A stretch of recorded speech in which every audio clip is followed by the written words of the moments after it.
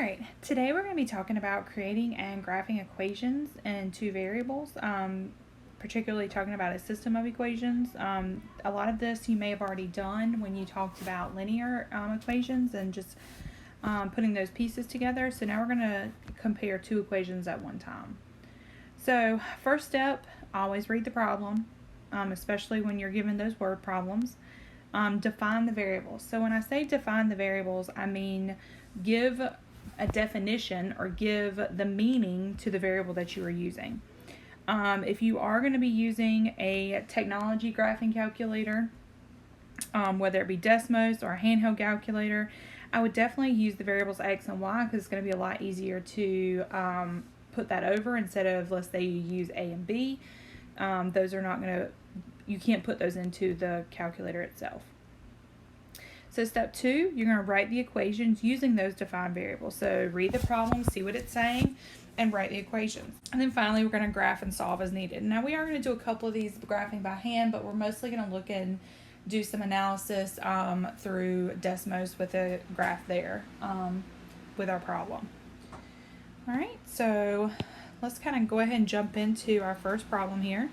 So it says Mary had a job at a baseball park selling bags of peanuts. She gets paid $12 per game, and she gets paid $1.75 for each bag of peanuts she sells. Create an equation, then solve what would be the following equation. So we're really looking at one equation here, which is okay. We're going to step up to two equations in a second and do more of a comparison. But let's really review and think back to what these pieces mean, and then we're going to look at them and see how we can actually use the graph to find some of the answers that they're looking for.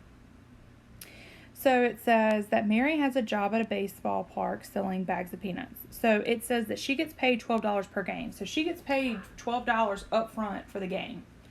So if we're thinking about a linear function here, that $12 is going to be my y-intercept. That $12 is my y-intercept. That's my one-time payment that she gets up front regardless. Then she gets paid $1.75 per bag of peanuts. So if she gets paid $1.75 for each bag of peanuts, that's going to be my slope, because that's going to be that repeating value. For every bag of peanuts she sells, she gets $1.75. For another bag, she gets $1.75. That's that repeating value. So if we're thinking about this in terms of x and y, so x and y, if you think back, that x is going to be my independent value and y is my dependent. So basically, we want to know what x do we have that y depends on. Okay, so what x do we have that y depends on? So my y is going to be my that total amount that Mary gets paid. So her total payment. Now, what that total amount depends on how many bags of peanuts she sells. So x is my independent, so number of bags of peanuts. Okay, so my x is the number of bags of peanuts, and y is the total amount that she earns after she sells so many bags of peanuts. So if we're talking about a linear equation, remember slope-intercept form is y equals mx plus b. So I have y equals, my slope is 1.75x plus my y-intercept is 12. Okay, so I'm just going to kind of look at this really quick graphically, and then I'm going to switch over to Desmos so we can get some exact answers here. So if I'm looking at any graph, I should remember that I'm always going to look at quadrant 1 because we're talking about the real world. We're not going to have negative values. So my x is bags of peanuts.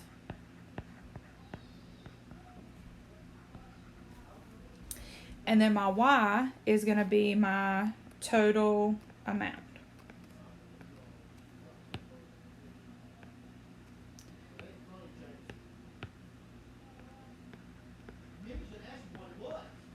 Okay, so if we're looking at bags of peanuts, obviously we're going to start with 1, 2, 3, 4, and that's going to continue on.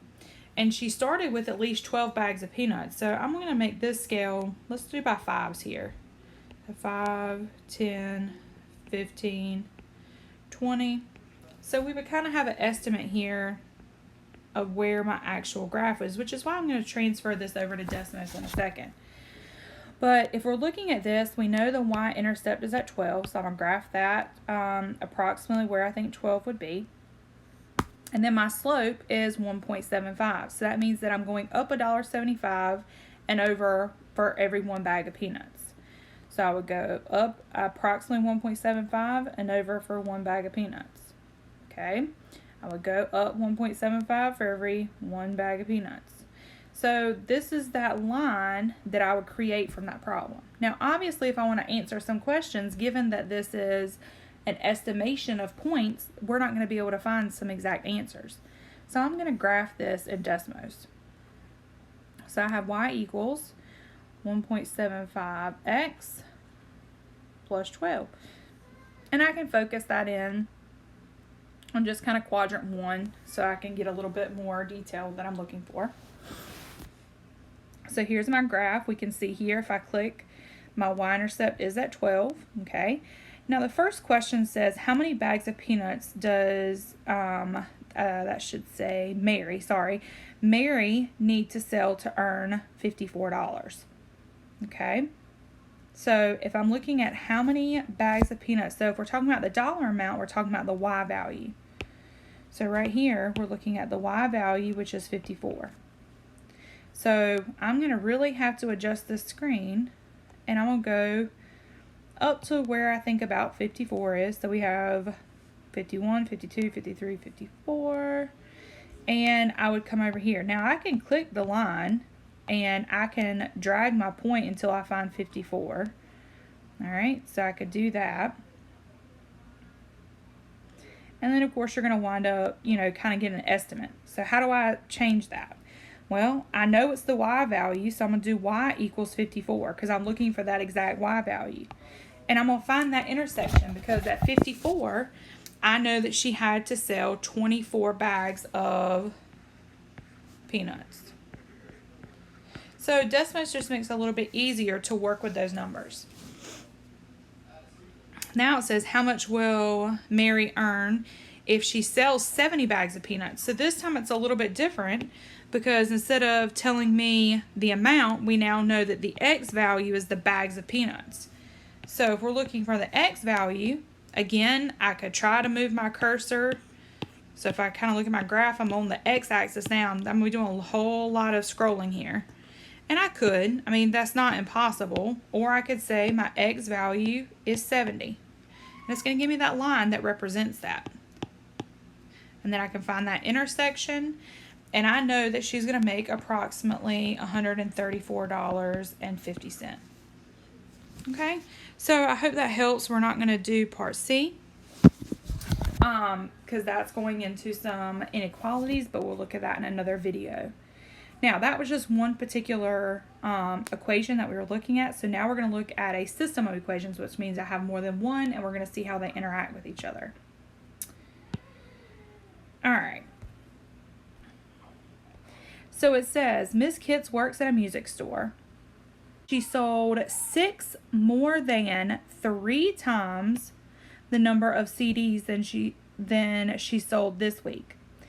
Miss Kitts sold a total of 110 over the 2-week periods. Which system of equations is used to find L, the number of CDs sold last week, and T, the number of CDs sold this week? So I'm actually going to change that L and that T to X and Y. So I'm going to adjust that just because I want to graph it in Desmos. So I'm going to change this. So X is number of CDs last week, and Y is going to be the number of CDs this week. Okay. So now we've defined the variables. Now we need to write our problem. So it says that last week she sold 6 more than 3 times the number of CDs this week. So last week. So last week is X equals 6 more than 3 times the number of CDs for this week. So more than means we're going to add. 3 times means 3 times the number of CDs sold for this week. So 3Y plus 6. So I'm going to say that again. So last week is X Let me get the pointer for that one. So last week is X. So last week she sold 6 more than, so we added 6 to it, 3 times the number of CDs for this week. So this week is Y. Now, it then says that Miss Kitts sold a total of 110 over the 2 weeks. So the 2 weeks is going to be last week and this week. So a total means what we're going to add. So last week plus this week is going to be 110 CDs. Now, given this situation, we could easily graph this and figure out how many what that intersection means. Okay, so if I'm looking at this, if I have X equals 3Y plus 6 and X plus Y equals 110. So there's that intersection there, and that intersection basically means that last week, in order to be 110 CDs that she sold overall, she would have had to have sold 84 CDs last week and 26 CDs this week, because that's my X and Y, that intersection. That intersection is where they come together and where they're the same. So where the statement is true for both equations. Okay? So then, my next equation here, I have the Frosty Ice Cream Shop sells sundaes for $2 and banana splits for $3. On a hot summer day, the shop sold 8 more sundaes and bananas and made $156. This particular problem, we're going to need to be very careful about what pieces of information that we're mixing up. So we definitely have sundaes and banana splits. So let's say that X is going to be the number of sundaes, okay, and Y is going to be the number of banana splits.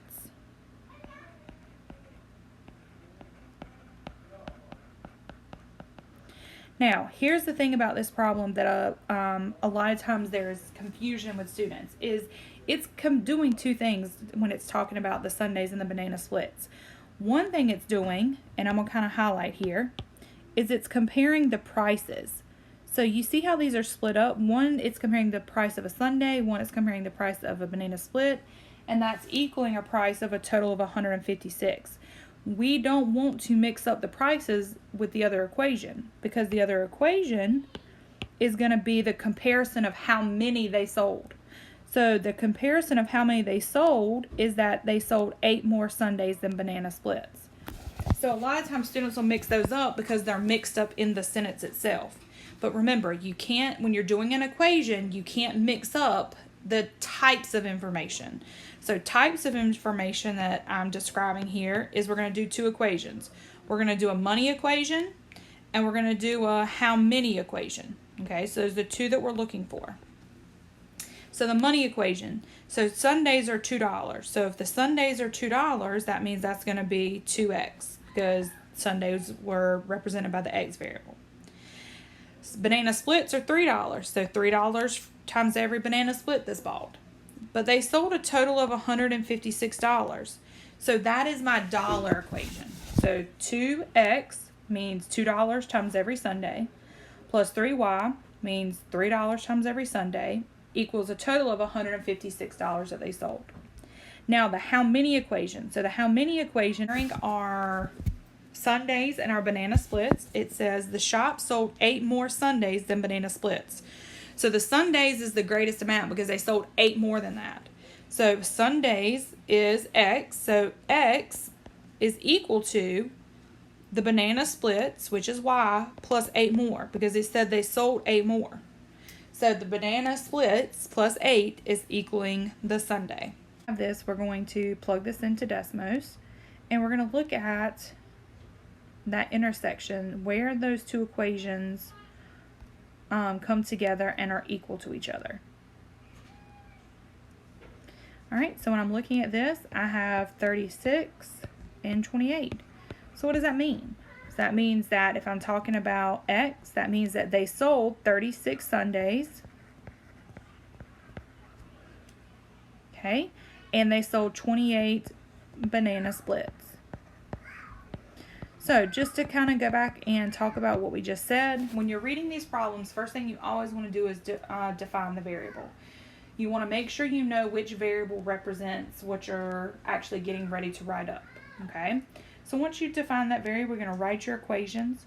And then after writing your equations, making sure that you go back and just kind of reread and make sure that your equation makes sense.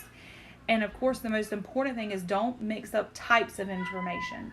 And what I mean by that is don't mix up a money piece of the equation with a how many part of the equation. So always make sure you're grouping your parts, your types, in the correct equation that you're putting together. And then of course you're going to look, graph it and look at some comparisons in Desmos of where they intersect.